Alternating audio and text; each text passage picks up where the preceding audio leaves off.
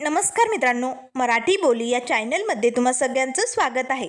तर आज आपण आनंदी या मालिकेचा आजचा 17 जूनचा भाग खूपच धमाकेदार झालेलं बघणार आहोत.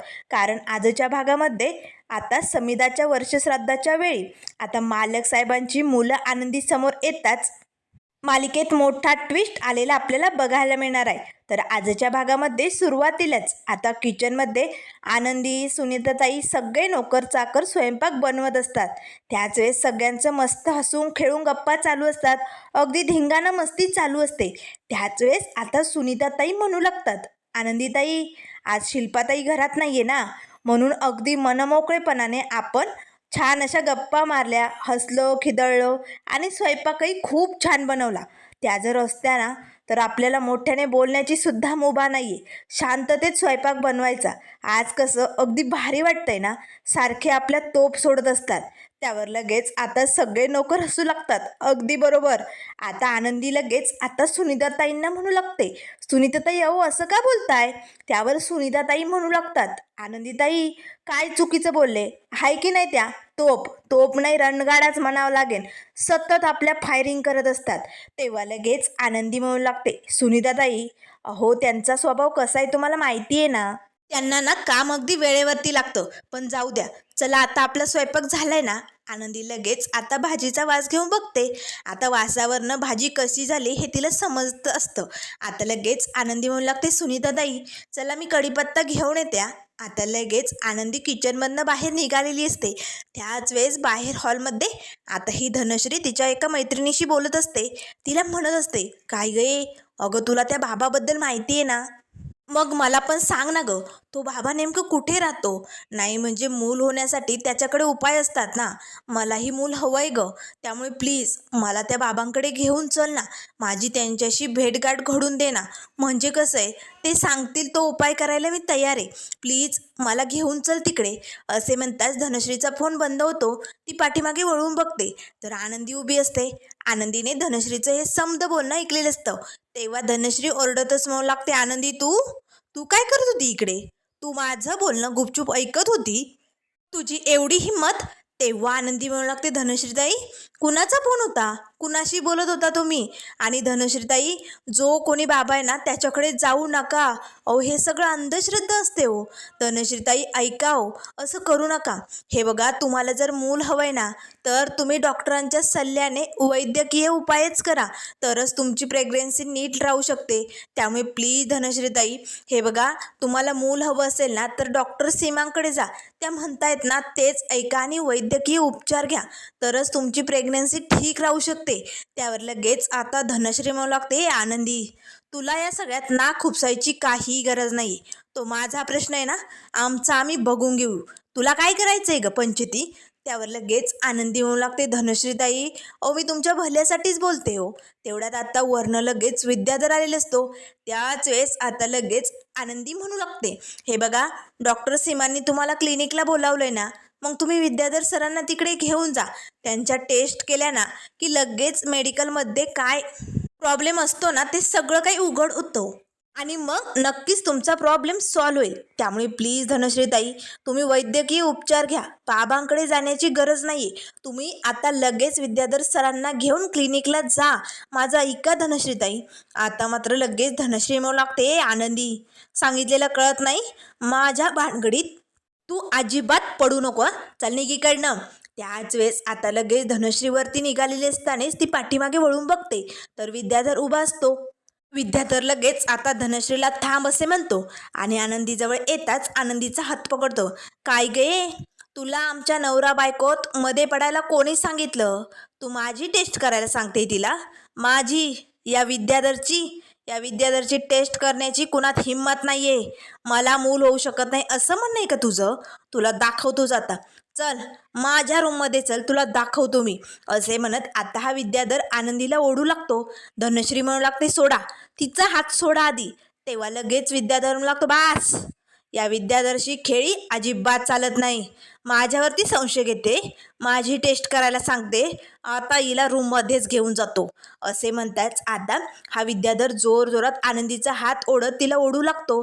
तेवढ्यात लगेच आता शिल्पा घरात येते. शिल्पा ओरडतच म्हणू लागते, विद्याधर थांब, मूर्ख आहेस का तू? सोड, तिला सोड आधी. आता लगेच शिल्पा आनंदीचा हात त्याच्या हातातनं हिसकावून घेते आणि आनंदीला बाजूला ढकलते. त्याच वेळेस आनंदी घाबरलेली असते. तेव्हा शिल्पा म्हणू लागते, मूर्ख आहेस का? अरे काय मूर्खपणा चालवलाय? तुला अक्कल आहे की नाही? तेव्हा विद्याधर म्हणू लागतो, ताई मला अडवण्याचा प्रयत्न करू नको. मी आजीला सोडणार नाहीये. माझ्याशी माझ्याशी पंगा घ्यायची हिला गरजच काय आहे? मी डिवचलो होतं हिला? नाही ना? माझी टेस्ट करायला सांगते. आता हिला दाखवतोच. त्याच वेळेस आता लगेच शिल्पा म्हणू लागते, बास विद्याधर, आता हद्द पार करू नको हं. बाद झालं. तेव्हा विद्याधर म्हणू लागतो, बोला तुम्ही ना, मलाच बोला आणि हिला डोक्यावरती चढवा. मला ना इथे थांबायचंच नाही. असे म्हणत आता विद्याधर लगेच रागाच्या भरात तिकडनं निघून जातो. त्याच वेळेस आता शिल्पा लगेच आनंदीजवळ येते आणि तिचा असा गळा पकडते. काय गे, नवरा बायकोच्या भांडणात तुला पडायला कोणी सांगितलं होतं? स्वतःहून मुद्दामून का वागतेस ग तू अशी? सतत माझ्या युगंधरच्या आणि विद्याधरच्या मध्ये पडत असते, नवरा बायकोंच्या मध्ये पडत असते. अगं, दोन भावंडांची भांडणं लावून मिटलं नाही का तुझं? समाधान झालं नाही का? हे बघ आनंदी, या घरातल्या प्रत्येक माणसापासनं 4 पावलं दूर राहायचं सांगून ठेवते. या घरात आली म्हणून प्रत्येकाच्या मध्ये मध्ये करायची गरज नाहीये. स्वतःच्या लायकीत राहायचं, एवढं लक्षात ठेव. असे म्हणत आता शिल्पा लगेच तिकडनं निघून जाते. आनंदीला मात्र वाईट वाटतं. तर त्यानंतर इकडे आता फॅक्टरीमध्ये मालक साहेबांचं आणि शिर्के साहेबांचं काम चालू असतं. तेव्हा लगेच मालक साहेब म्हणू लागतात, शिर्के साहेब कसं आहे ना, काम झालं ना की लगेच मला कळवा. मला ना आश्रमात जायचंय. समिधाच्या नावाने मला आश्रमात दानधर्म करायला खूप आवडतं. आणि कसं आहे ना, इकडे कामाचा कितीही लोड असला, कितीही थकलं ना, तर शिर्के तुम्हाला सांगतो, अहो त्या आश्रमात गेलं ना खूप बरं वाटतं. मला 4-5 दिवस समिधाच्या नावाने दानधर्म करायचं आहे. त्यामुळे आपलं आटपलं की मला लगेच कळवा. तेव्हा शिर्के साहेब म्हणू लागतात, मालक साहेब झालं की तुम्हाला लगेच कळवतो. त्याच वेळेस दरवाज्यातनं आता पिऊन ज्यूस घेऊन आलेला असतो. आता तो मालक साहेबांकडे बघत हातपाय असे डगमगत असतात. तरी आता ते ज्यूस घेऊन टेबलवरती ठेवतो आणि मालक साहेबांना म्हणू लागतो, मालक साहेब ज्यूस घ्या. आता लगेच मालक साहेब म्हणू लागतात, ठीक आहे राहू दे इकडे. आता तो पिऊन दरवाजाच्या बाहेर जाऊन उभी राहतो. आता त्याचं लक्ष मालक साहेबांकडेच असतं. आता मालक साहेबांनी ज्यूसचा ग्लास घेतलेला असतो आणि प्यायला सुरुवात केलेली असते. त्यामुळे आता या पिऊनला खूपच आनंद होतो. तो लगेच आपला मोबाईल काढतो आणि या विद्याधरला फोन करतो, मालक साहेब काम झालं बरं का, पेला टेबलवरती पोचलाय. टेबलवर नाही, तोंडाशीच म्हणावा. त्याच वेळेस विद्याधर म्हणू लागतो, वा परफेक्ट, गेम ओव्हर, युगंधर तुझा खेळ खलास. असे म्हणत आता हा विद्याधर जोरजोरात हसू लागतो. तर आता मालक साहेबांनी ज्यूस घ्यायला सुरुवात केलेली असते. त्यांना जरा असं गुंग आल्यासारखं वाटू लागतं. ते आता तरीही ते ज्यूस पिऊ लागतात. संपूर्ण ग्लास संपलेला असतो. त्याच वेळेस आता मालक साहेब ग्लास लगेच जोरात आदळवतात. शिर्के साहेबांचं मालक साहेबांकडे लक्ष जातं. असे गुंगल्यासारखे का वाटतायत मालक साहेब?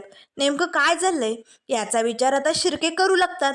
त्याच वेळेस आता इकडे विद्याधर म्हणू लागतो, युगंधर लय उड्या मारल्या आत्तापर्यंत, लय लय मोठेपणा मिरवला ना, पण आता आता तुझा खेळ खलास करणारे हा विद्याधर. युगंधर अशी खेळी टाकणारे ना की बास, तुझं नाव धुळीस मिळवणारे. बघच आता मी काय करतो. आता तुझा खेळ खलास करून हा विद्याधरच आनंदी साम्राज्याचा राजा होणार आहे. असे म्हणत आता विद्याधर जोरजोरात हसू लागतो. तर आता मालक साहेब लगेच शिर्केंना म्हणू लागतात, शिर्के झालंय ना काम, मी आश्रमात जाऊन येतो, निघतो हा. असे म्हणताच मालक साहेब खुर्चीवरनं उठायला जाणार. तेच त्यांना चक्कर आल्यासारखं होतं. ते आता पुन्हा खुर्चीवरती बसतात. तेव्हा शिर्के म्हणू लागतात, मालक साहेब अहो काय होतंय तुम्हाला? तुम्हाला काही त्रास होतोय का? अचानक असं का वाटतंय? नाही म्हणजे आत्ता तर ठीक होता ना. त्यावर लगेच मालक साहेब म्हणू लागतात, शिर्के थोडीशी चक्कर आल्यासारखं वाटतंय, पण काही प्रॉब्लेम नाही. मला आश्रमात जायचं आहे ना, मला उशीर होईल, मी निघतो. त्यावर शिर्के म्हणू लागतात, मालक साहेब ड्रायव्हर आत्ता इथे नाही आहे, मी येतो, मी गाडी चालवतो, तुम्ही पाठीमागे बसा, तुम्हाला बरं वाटत नाही ना. पण मालक साहेब ऐकायला तयार नसतात. शिर्के इकडे कामाचा लोड आहे, मी जातो, मी सांगितलं ना, तुम्ही नका काळजी करू. आता मालक साहेब एकटेच लगेच आश्रमाकडे निघालेले असतात. शिर्केंना मात्र धक्काच बसतो. कारण अचानक मालक साहेबांना काय झालंय? ते तर आत्ता ठीक होते. 5 मिनिटात असं काय झालं की ते एवढे गुंगीत चालायला लागले? नाही नाही नाही, नक्कीच काहीतरी भानगड दिसायली असा डाऊट आता शिर्केंना आलेला असतो. तर त्यानंतर इकडे आता संध्याकाळची वेळ झालेली असते. माई येतात हॉलमध्ये, श्लोक म्हणत असतात, धूपदीप करत असतात आणि सगळे दिवे बंद करण्याचं काम त्यांचं चालू असतं. आनंदी आता किचनमधनं बाहेर येते. आता हा श्लोकचा आवाज ऐकताच आनंदी लगेच माईंना आवाज देते, माई. तेव्हा लगेच माई म्हणू लागतात, आनंदी बाळा, अगं झोपली नाहीस का अजून? तेव्हा आनंदी म्हणू लागते, माई, अहो मी तर नाही झोपले, पण तुम्ही का नाही झोपला? एवढ्या रात्री काय चालू आहे तुमचं? तेव्हा माई म्हणू लागतात, अगं माझं रोजचं काम आहे हे. मी असाच धूपदीप फिरवते, सगळे झोपल्यानंतर श्लोक म्हणते आणि मग सगळे लाईट बंद करते. त्यावर लगेच आता माई हसू लागतात. तेव्हा आनंदी म्हणू लागते, माई तुम्ही हसताय का? काय झालंय? त्यावर माई म्हणू लागतात, अगं असंच मला समिधाची आठवण आली. तेव्हा लगेच आनंदी म्हणू लागते, का पण? त्यावर लगेच माई म्हणू लागतात, अगं माझी समिधा लहानपणापासून अगदी भित्री, अंधाराची तिला खूप भीती वाटायची आणि मग काय, खूप घाबरायची. म्हणून तिची ही भीती घालवण्यासाठी मी तिला अशी शिकवण दिली होती. रोज असे लाईट बंद करायचे स्वतःच्या हाताने आणि मग काय, या अंधारापासून घाबरायची आणि भीतीपोटी मोठमोठ्याने श्लोक म्हणत सुटायची आणि मग एक एक करून सगळे बटणं बंद करायची. अशी होती माझी समिधा. आणि ती गेली, पण तिची शिकवण मात्र माझ्याजवळच राहिली. आणि मग काय, ती सवय मी रोज पार पाडते. पण आनंदी, तुला एक म्हणू का, तू आजपासून या घरातले लाईट बंद करशील? असे श्लोक म्हणून त्यावर लगेच आनंदी म्हणू लागते, माई, अहो पण मला कसं जमणार आहे हे? त्यावर लगेच आता माई म्हणू लागतात, आनंदी, संकोच बाळगू नको. अगं समिधाचं काम मी तुला देते ना. जशी तू या घरात आली, प्रत्येकाचा स्वभाव, त्याच्या आवडीनिवडी तुला समजायला लागल्यात ना, मग काळजी करू नको. तुला हे काम नक्कीच जमेल. हे बघ, तू या घरात पावलं मोजून फिरते, तुला सगळ्या वस्तू कुठे हे ठाऊक झालंय ना, मग तशीच पावलं मोजत लाईटचे बल्ब कुठे हे तुला नक्की समजेल. बघ, इकडे उजव्या बाजूला भिंतीला बोर्ड आहे, तुला तिकडनं समद काही कळेल. जर तू एक दिवस केलं तर रोज तुझी सवय होईल आणि आणखीन तुझ्या घर ओळखीच पडेल. त्यावर आनंदी म्हणू लागते, ठीक आहे माई, मी करेन हे काम. आता लगेच माई ती धूपदीप घेऊन आतमध्ये निघून जातात. आनंदी आता पावलं मोजतच आता लाईटच्या बोर्ड जवळ आलेली असते. एक एक करून आनंदीने 4 ते 5 बल्ब बंद केलेले असतात. आनंदी आता मनाशीच म्हणू लागते, चला आता किचनमधले लाईट बंद करावे लागतील. आनंदी आता किचनकडे पावलं मोजतच निघालेली असते. त्याच वेळेस आता दरवाजात मात्र कोणीतरी आल्याची तिला चाहूल लागते. आनंदी घाबरते, अरे बापरे, कोण आहे तिकडे? कोणी आहे का? विद्याधर तर आला नसेल ना, असा प्रश्न तिला पडलेला असतो. ती घाबरते. त्याच वेळेस आता मालक साहेब आलेले असतात. पण अतिशय नशेत गुंग असलेले मालक साहेब आनंदीच्या खांद्यावरती हात ठेवतात. आनंदी जोरात ओरडते, कोण आहे? कोण आहे? घाबरलेली असते आनंदी. तेव्हा मालक साहेब म्हणू लागतात, आनंदी, आनंदी मीच आहे. आता लगेच आनंदीला तर धक्काच बसतो. मालक साहेब, मालक साहेब, तुम्हाला काय झालंय?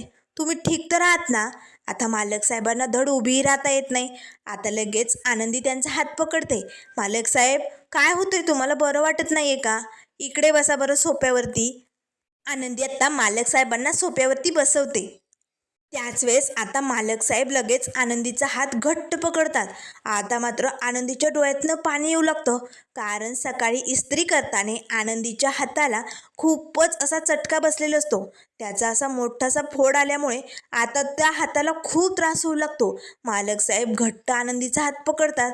तेव्हा आनंदी म्हणू लागते, मालक साहेब काय करताय तुम्ही? मालक साहेब लगेच आनंदीला आपल्या शेजारी बसवतात. आनंदी, तू खरंच खूप चांगली मुलगी आहेस ग. तुझा समजूतदारपणा, तुझा हा स्वभाव मला खूप आवडतो. आनंदी, अगदी कसं सगळ्यांना मन मिसळून आनंद द्यायचा ना, हे तुला चांगलं जमतं ग. पण आनंदी, मी तुझ्याशी खूप चुकीचं वागलो ना, मी सतत तुझा अपमान करत असतो, तुझ्यावरती ओरडत असतो ना, त्यामुळे आनंदी मला माफ कर, मी तुझा गुन्हेगार आहे. असे म्हणत मालक साहेब दोनही हातांनी आनंदीचा हात घट्ट पकडतात आणि तिची माफी मागू लागतात. तेव्हा आनंदी म्हणू लागते, मालक साहेब, मालक साहेब, असं काय करताय हो तुम्ही? तुम्ही माझी कशाला माफी मागताय? तुम्ही खरंच खूप चांगले आहात मालक साहेब, असं नका बोलू. त्याच वेळेस आता आनंदीला दारूचा वास येतो. आनंदीला धक्काच बसतो. मालक साहेब दारू पिऊन आलेत का? पण हे कसं शक्य आहे? मालक साहेब दारूला कधी शिवत बी नाही, मग ते दारू का पिली असतील? का कोणीतरी मुद्दाम त्यांना दारू पाजली असेल? काय झालं असेल? असे असंख्य प्रश्न तिला पडलेले असतात. त्याच वेळेस मालक साहेब म्हणू लागतात, आनंदी, आनंदी खरंच तू म्हणतेस ते नाही आहे ग बरोबर. मीच चुकतोय. मी तुझ्याशी लग्न केलं, तुला या घरात आणलं, पण एकदम निष्पाक आहे ग आनंदी तू. पण काय करू आनंदी? अगं माझं मन खातंय ग आतमधनं, तिळतिळ तुटतंय. कारण माझ्या मनावर माझ्या समिधाचाच हक्क आहे. माझं तिच्यावरती खूप प्रेम आहे. म्हणून तुला बायकोचा दर्जा द्यावा की नाही हा प्रश्न पडतो ग आनंदी मला. खूप संकट माझ्या मनात निर्माण झालेत. काय करावं काही सुचत नाही आहे. त्याचं उत्तर मिळत नाही आहे ग आनंदी. पण आनंदी, तुझी या समद्यात काय बी चूक नाही आहे ग. तुझा काहीच दोष नाही. पण तरीही तुला हे सगळं भोगावं लागतंय. आता मात्र मालक साहेब घट्ट आनंदीचा हात पकडत असतात. आनंदीच्या हातनं रक्त निघू लागतं. आनंदीला काय करावं काही सुचत नाही. त्याच वेळेस आता मालक साहेब म्हणू लागतात, आनंदी, मला खरंच खूप वाईट वाटतं ग. कारण मी तुझ्याबरोबर चुकीचं वागतो. पण जरा कुठे तुझ्याशी चांगलं वागायला गेलो, चांगलं बोलायला गेलो ना, तर आमची जी ताई आहे ना, ती माझ्यावरती भडकते, खार खाते माझ्यावरती आणि सतत मला समिधाची, माझ्या कर्तव्याची जाणीव करून देते. आणि मग काय, मला तुझ्याशी असंच वागावं लागतं. पण आनंदी, तुझ्याशी चांगलं जर वागलो नाही ना मी, तर माझं मन आणखीनच दुःखी होतं आणि त्याचा मला खूप त्रास होतोय ग. मी काय करू, कुठे जाऊ, कसं वागू मला ना कळत नाही आहे ग आनंदी. असे म्हणताच आता मालक साहेब रडू लागतात. तेव्हा लगेच आनंदी म्हणू लागते, मालक साहेब, मालक साहेब शांत व्हा तुम्ही. हे बघा तुम्ही खरंच खूप चांगले आहात मालक साहेब. असा विचार नका करू. तुम्ही झोपा बरं. आनंदी आता लगेच मालक साहेबांना तिथेच सोप्यावरती झोपवते. पण मालक साहेब काही आनंदीचा हात सोडायला तयार नसतात. त्यांनी घट्ट असा आनंदीचा हात पकडून आपल्या उशाखाली म्हणजे डोक्याखाली ठेवलेला असतो. आनंदीला खूप त्रास होतो. कारण आता सकाळी इस्त्रीचा चटका लागल्यामुळे तिचा हात लाल भडक झालेला असतो. त्यातनं रक्त निघत असतं. मालक साहेबांचा हातही रक्ताने रक्तभंबाळ झालेला असतो. पण तरी आता आनंदी औंढा गिळत तिथेच बसून राहिलेली असते. तेव्हा आनंदी मनाशीच म्हणू लागते, मालक साहेब, तुम्ही मनाने खूप चांगले आहात, पण तुमच्या मनात काय घालमेल चालली ना, हे मला नक्कीच कळालंय. असे म्हणताच आनंदी आता तिथेच मालक साहेबांशी डोकं टेकून बसूनच झोपलेली असते. तर त्यानंतर दुसऱ्या दिवसाची सकाळ होते. सकाळी सकाळी आता ही माझोरडी शिल्पा वरनं खाली आलेली असते. आता खाली हॉलमध्ये येताच तिला तर जे समोर दृश्य दिसतं ना, ते बघून मोठा धक्का बसतो. कारण युगंधर म्हणजे मालक साहेब आनंदीचा घट्ट हात पकडून झोपलेले असतात. आनंदी त्यांच्या डोक्यातल्या डोकं लावून झोपलेली असते. आता हे सगळं बघून ही शिल्पा मात्र भडकते आणि ओरडतच म्हणू लागते, युगंधर. आता मालक साहेब खडकन उठतात. ताई, अरे बापरे, मी इथेच झोपलोय. आता लगेच आनंदी उठून उभी राहते. त्याच वेळेस आता लगेच मालक साहेब म्हणू लागतात, अरे देवा, मी रात्री आलो आणि इकडेच झोपलो का? मी आश्रमात गेलोच नाही का? मी तर दानधर्म करण्यासाठी गेलो होतो ना, मग इकडे कसा पोचलो? आता मालक साहेबांना काहीही आठवत नसतं. त्याच वेळेस शिल्पा म्हणू लागते, युगंधर, याचा अर्थ तू आश्रमात दानधर्मासाठी गेलाच नाही. काय झालं युगंधर? अरे एवढा हलगर्जीपणा? समिधाचं श्राद्ध आहे तुला आठवतंय ना? अरे मग तू असा वागूच कसा शकतो? त्याच वेळेस मालक साहेब आता लगेच आपला हात असा समोर करतात. मालक साहेबांचा हात रक्ताने लाल भडक झालेला असतो. तेव्हा लगेच आता ते आनंदीच्या हाताकडे बघतात. ए आनंदी, तुझ्या हाताला काय झालंय? आनंदी पटकन आपला हात पाठीमागे लपवते. आता मात्र लगेच मालक साहेब आनंदीजवळ येतात. तर त्यानंतर मित्रांनो, पुढील भागामध्ये खूपच जबरदस्त मोठा असा ट्विस्ट आपल्याला बघायला भेटणार आहे. कारण आता इथे समिधाच्या श्राद्धाची संपूर्ण तयारी झालेली असते. सगळ्यांनी आता पांढरे कपडे धारण केलेले असतात. आज श्राद्ध असतं, पिंडदान चालू असतं. आता मालक साहेब पूजेसाठी बसलेले असतात. त्याच वेळेस आता लगेच एक मुलगा आणि मुलगी येतात. म्हणजे ते आनंदीपेक्षा वयाने मोठे असतात. आता लगेच तो मुलगा मालक साहेबांचा हात पकडतो. बास, थांबवा हे सगळं. तुम्हाला हे सगळं करण्याचा अधिकार नाही आहे. कारण तुमच्यामुळे आमची आई आमच्यापासनं गमावली आम्ही. फक्त तुमच्यामुळे. आता मात्र आनंदीला धक्का बसतो. आई, आई गमावली म्हणजे हे मालक साहेबांची मुलं आहेत का? त्याच वेळेस आता विद्याधर लगेच आनंदीजवळ येतो. आनंदी, बघ आता तुला या युगंधरचा खेळ करेल. या युगंधरची मुलं आहे ती पण तुझ्यापेक्षा वयाने मोठी. आता बघ तुझ्या या संसाराची नांदी काय आहे ना, हे तुला कळेल. आता मात्र आनंदीला धक्का बसतो. पण मात्र पुढे काय होणार, ही मुलं कुणाची असणार, काय काय ट्विस्ट येणार, हे सगळं आपल्याला बघायला मिळेल. त्यामुळे मित्रांनो, अशाच मालिकेंच्या अपडेट पाहण्यासाठी चॅनलला लाईक करा, सबस्क्राईब करा. व्हिडिओ पाहिल्याबद्दल धन्यवाद.